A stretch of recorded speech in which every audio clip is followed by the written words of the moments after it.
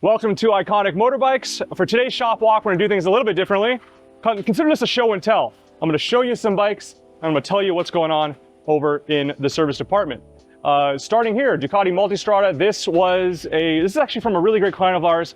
About a year ago, he sent this bike to us. He shipped it from the East Coast, had us do service work, and then him and his girlfriend or his wife, I can't remember, his significant other, flew out and they did a long road trip on the West Coast, and then we shipped it back to him, which is really cool. Unfortunately, when he had this recently serviced by a dealership over near him, and they kind of screwed a few things up, so he asked us if we would, basically he shipped the bike back to us from the East Coast. We fixed everything, and now it's all sorted, ready to go, which I'm glad to hear. Right next to it, a Honda RC45 that came to us from England, currently waiting on paperwork, but that should be going up on the auction site fairly soon. This is my personal BMW HP2 Megamoto, not for sale, sorry. My girlfriend's Honda S90, also not for sale. This Honda is for sale, the VFR 800. The Interceptor comes with full bags. That's actually on our auction site right now as we speak. This Yamaha YSR 50, I believe, is on our classified section. This is Corey.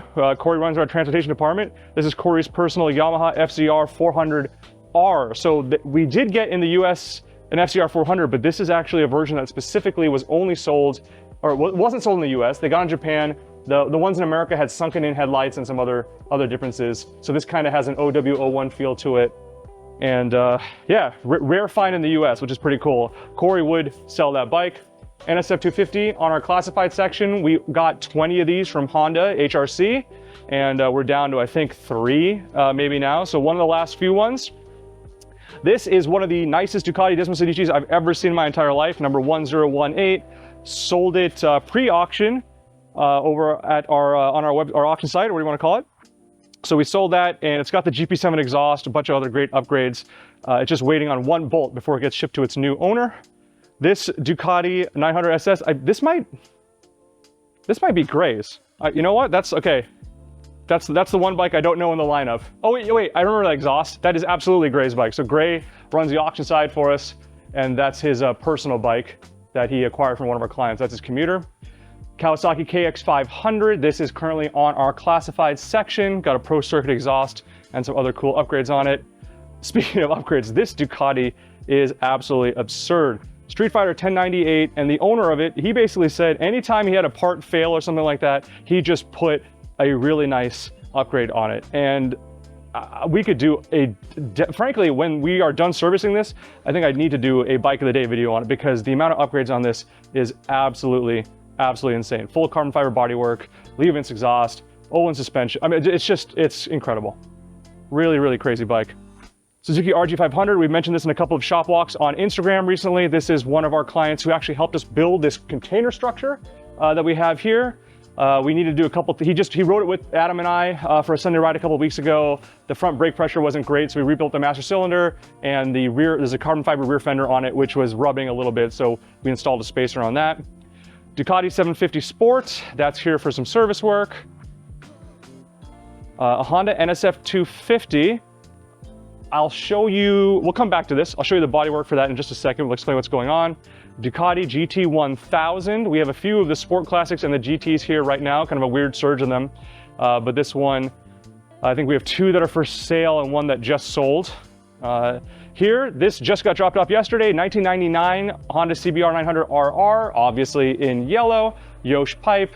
This will be going up on our auction site once there's some paperwork that needs to get sorted with the title. So once that gets sorted, we will handle that. And then lastly, as we're doing this long line of bikes, just kind of showing you some cool stuff, another Ducati 900 SS. This will be going up on our auction site. Tons and tons of crazy parts on this. We actually did a video on it, not on YouTube, but on Instagram, and I think a YouTube short as well about this. But this will be going up on the auction site. Highlights include a bunch of yo-yo dyne parts. That swing arm was $2,000 when it was new. It's got stain tune high mount pipes, which sound amazing. And I tell you what, I'm gonna put the bike on the spot. Let's see what happens here. Let's see. Oh, there you go.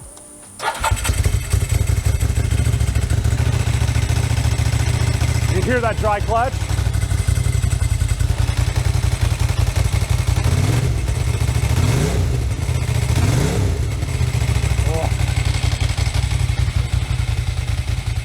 All right, that's a cool one. I will address that again after this video is over. Okay, so as we make our way over here to the service department, we got Steve the professor over there working on a Kawasaki Z1R. What's up, buddy? You got your Boston shirt on there. Boston. I'm gonna walk over because I got the mic on me, so I'm gonna walk over to you. But can you just can you model the shirt real quick if you don't mind? There you go. Puff your chest out, Ollie says. Yeah, show off for the ladies.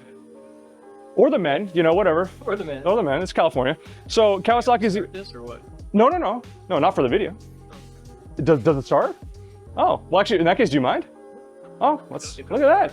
All right. There you go. So Kawasaki Z1R has came to us from South Africa, and Steve's been spending quite a bit of time on it. We're gonna get this ready to the site. We'll go up on the auction site probably with no reserve. Does the horn work? No, Turn signals, okay. brake lights, headlights. Oh, okay. No front lights. No front. Oh yeah, rear brake, yeah. Okay, there you go. That is a huge, wow. Oh, it's interesting though. I don't know if you can see, it's dark in there. Here, let me try to show a flashlight. You can see that there's the Put lights in them. yeah, there you go. There's a giant, I mean, the outer diameter is huge, but you can see when you actually look in there, Yeah. kind of just a small. So I can put a light in there for you. Yeah. Thank you, sir. Appreciate that.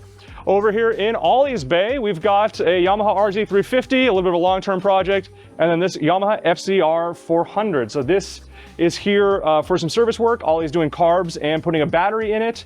We did recommend a few more things, but the seller is basically, you know, just saying like, hey, do the minimum to make sure, prove it's a runner, and then put up on the auction site. So you'll see us on the auction site soon, and in our condition report in the listing, we'll clarify all the things that we think it will need. Like for example, the tires look old to me, just off the bat, but you know, no worries.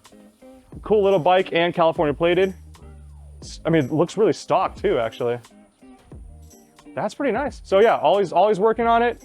Stock pipes here, and there's a tank for it.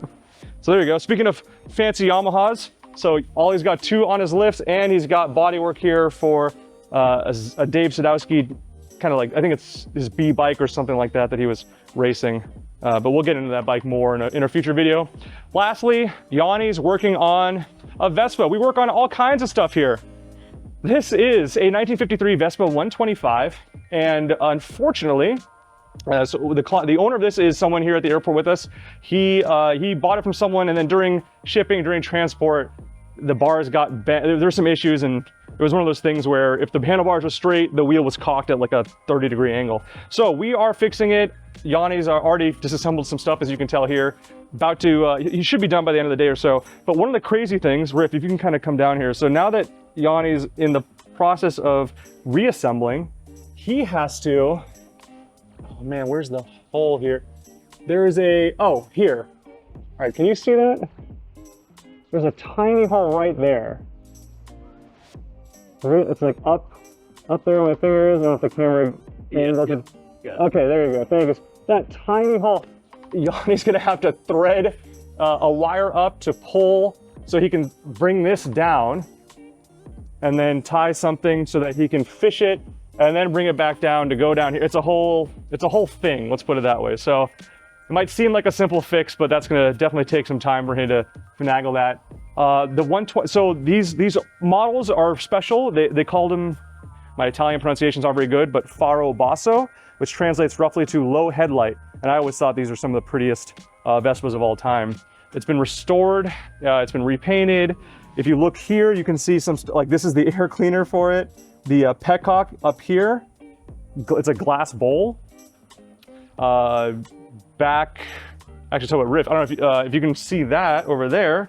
That's your decal in terms of, hey, when you're breaking it in, it's a 2,000 kilometer break-in period. When you're breaking it in, first gear, 15 kilometers an hour, 30 kilometers already shipped up, that kind of thing. And then even back, like this is the choke. And it doesn't lock into place, so you have to hold it up while you're warming up that two-stroke 125cc motor. But like I said, we're working on all kinds of cool stuff here at Iconic. So we just wanted to show you a little behind the scenes today, and thanks for watching.